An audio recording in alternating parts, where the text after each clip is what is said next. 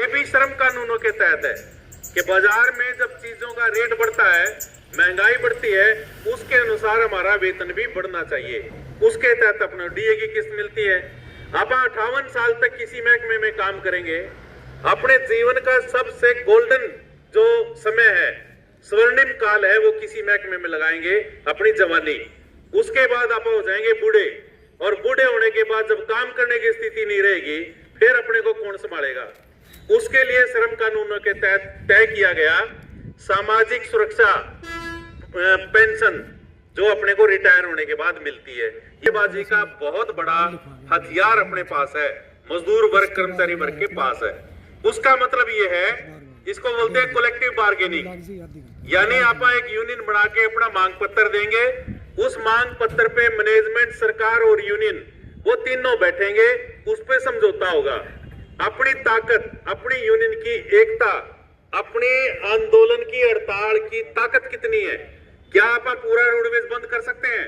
Total कर्मचारी हड़ताल पे चला जाए, ये अपनी ताकत है। इस ताकत के दम पे सामूहिक सौदेबाजी होती है। फिर जब मांग पत्र पे बैठ के बात होती है, आप मांगते हैं 60 रुपए, मैनेजमेंट दे रही है 40 रुपए। अगर अपना दम होगा तो आप 60 ले बैठेंगे, अगर कमजोर होगा तो 40 पे मानना पड़ेगा। इसको बोलते हैं सबसे बड़ा हथियार था। इन्हीं के तहत लिए अपने सारी सुविधाएं, वो चाहे मेडिकल अलाउंस मिलता है, पेंशन मिलती है, डीए मिलती है, 8 घंटे के काम है, ये सारी चीजें मजदूर वर्ग ने इस अधिकार के तहत लड़ते लड़ते ली है। ऐसे कुल 29 कानून थे अपने, जो मजदूरों के ऊपर लागू होते हैं, अपने ऊपर लागू होते हैं, जिसके तहत ये सुरक्षा अपने को मिली हुई है। और ये 29 जो कानून है, 1926, 1943, 1948, 1947, 46 में, ये अंग्रेजों के राज में बने। आप इसको ध्यान रखो। मजदूरों ने 2-2, 3-3 महीने लंबी हड़तालें करी उस समय, और तब जाके ये कानून, ये अधिकार अपने को मिले। और उस समय सरकार किसकी थी? अंग्रेजों की, जो दूसरे थे। आज सरकार किसकी है? अपनी। अब चुनते नहीं सरकार को। आज इस सरकार ने ये सारे 29 कानून खत्म कर दिए। अब उसने श्रम संहिताएं बना दी, कानून नहीं रहे अब वो। अब आप यूनियन नहीं बना सकोगे। पहले तो ये था, मान लो इस रोड में 2000 कर्मचारी काम करते हैं, कोई भी 10 आदमी मिलकर यूनियन बना लेते हैं। कितनी यूनियन है रोडवेज में आज? होंगी 8-10 तो है ना। इसका मतलब यूनियन बनाने का अधिकार अपने पास है। नए कानून क्या कहते हैं? ऐसे नहीं भाई, ये नहीं चलेगा।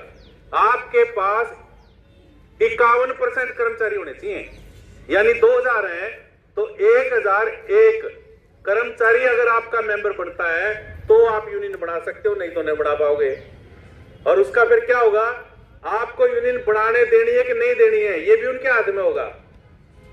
अगर यूनियन का एक भी मेंबर लिख के यूं दे दे कि मैं नहीं मेंबर बनना चाहता था, मैं तो धक्का बना रखे हूं, झूठा नाम लिख रखा है मेरा, तो उसी टाइम सारी यूनियन रद्द, मान्यता रद्द, उसका रजिस्ट्रेशन रद्द। यानी आगे से यूनियन बनाना मुश्किल हो गया, नहीं बना पाएंगे लोग।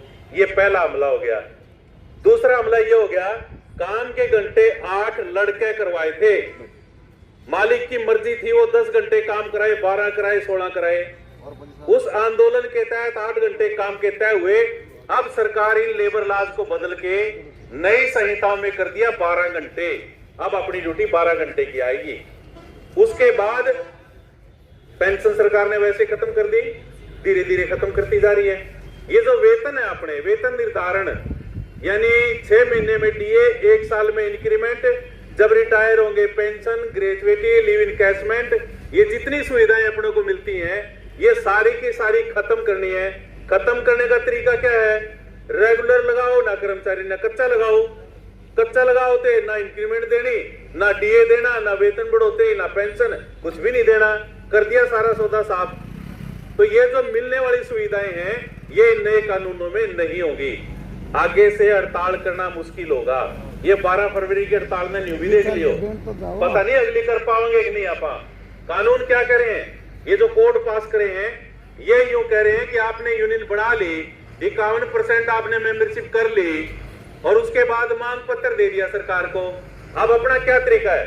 मांग पत्र दे दिया, नहीं सुनते, हफ्ता 10 दिन की बात देखा, आप फिर गेट मीटिंग शुरू कर देंगे, धरना शुरू कर देंगे, रैली कर देंगे, हड़ताल कर देंगे, करते हैं ना सारा कुछ, लेकिन आगे से ये नहीं कर पाएंगे। आपने मांग पत्र दे दिया, जिस दिन दे के आओगे सरकार उसी दिन से यूं मान लेगी कि आज से बातचीत शुरू होगी, और जब तक वो बातचीत खत्म नहीं होगी तब तक गेट मीटिंग भी नहीं कर पाओगे, बोल नहीं पाओगे, धरना प्रदर्शन कुछ नहीं कर पाओगे। इसका मतलब आगे से ये आंदोलन करना, बोलना, इसके ऊपर बैन होगा। और सरकार ने 3 साल पहले जम्मू कश्मीर की सरकार ने एक लेटर जारी किया था कि सरकार की नीतियों के खिलाफ जो भी कर्मचारी बोलेगा देशद्रोह का मुकदमा लगेगा। वह चिट्ठी अपना सारा आएगी, सारे देश में लागू करेंगे। आप यूं खड़े होकर सरकार की नीतियों की आलोचना नहीं कर पाएंगे, अपनी जगह जेल में होगी, यहाँ नहीं होगी।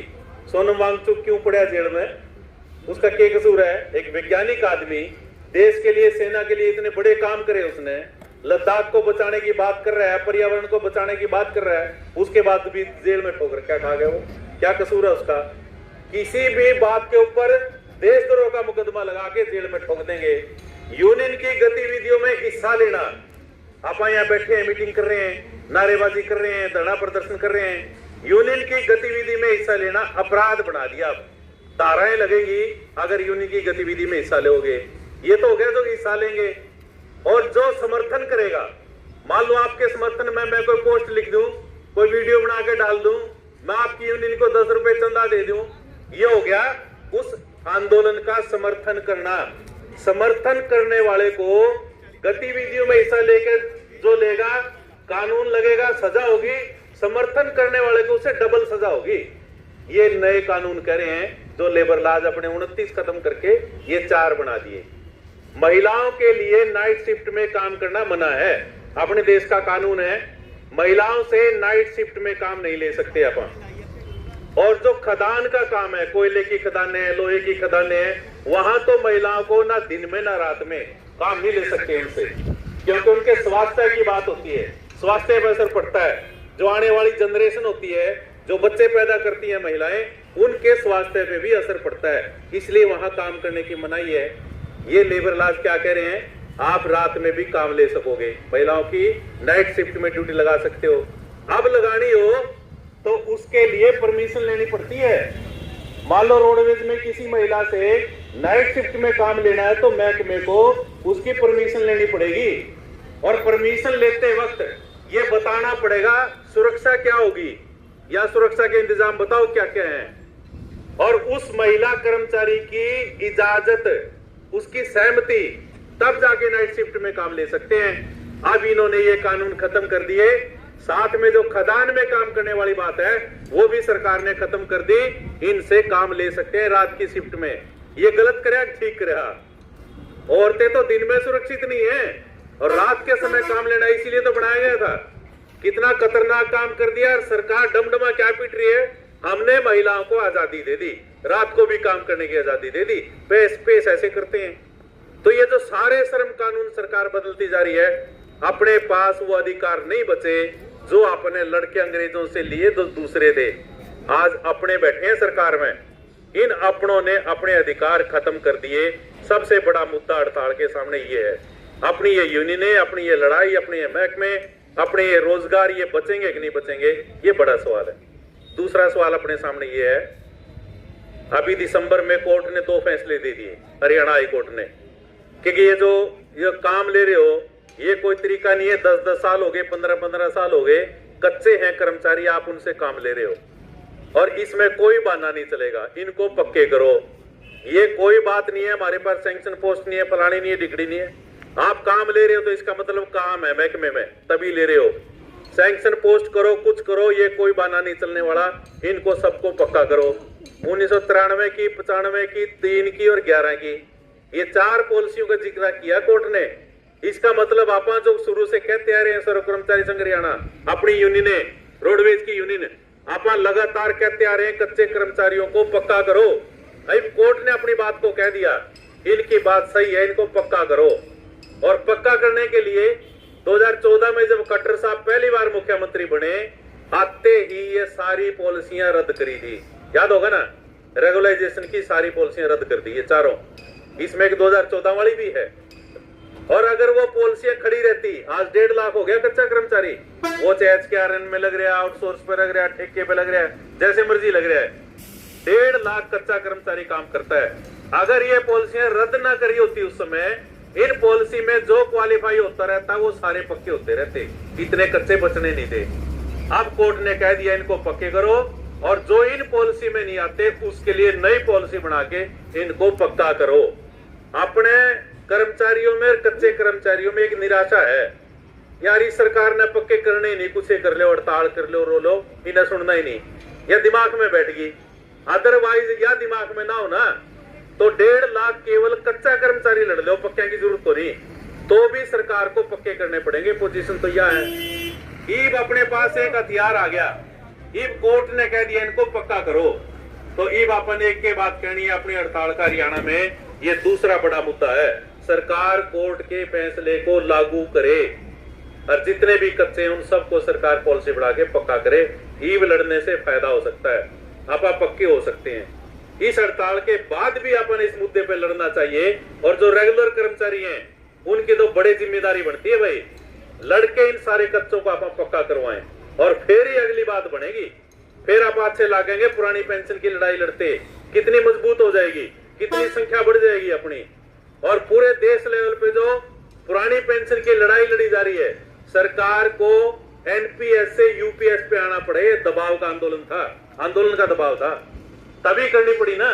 और अगर आप और दबाव बनाएं, इस हड़ताल को मजबूत करें, आज पूरा देश का कर्मचारी लड़ेगा, मजदूर सड़कों पे उतरेगा, किसान अपने साथ हैं, सेंट्रल गवर्नमेंट के, बैंक के, बीमा के सब लोग अपने साथ हैं, सबकी डिमांड है पुरानी पेंशन सरकार लागू करे, तो सरकार को पुरानी भी करनी पड़ेगी।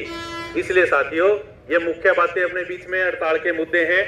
इस हरियाणा की 3 करोड़ आबादी है, 12 लाख कर्मचारी चाहिए अगर ये सेवाएं ठीक ठाक देनी है।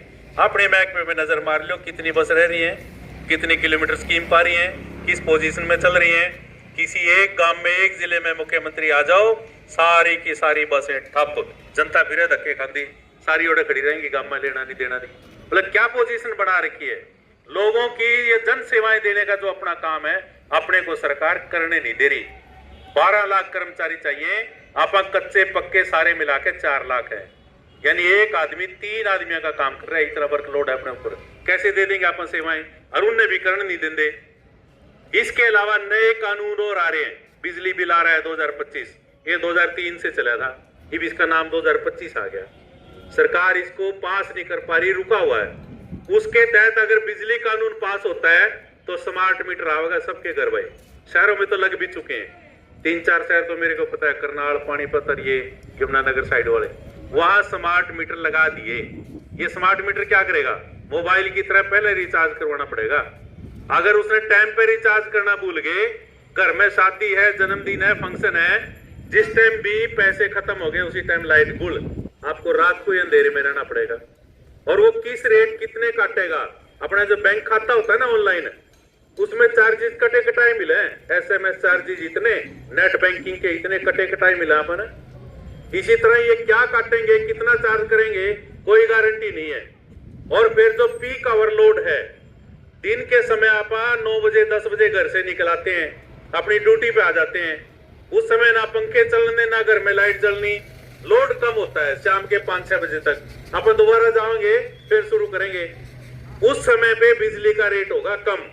और जब 6 बजे जाकर लाइट ऑन करेंगे, पंखे ऑन करेंगे, अपना लोड जब आएगा उस समय बिजली का रेट होगा ज्यादा।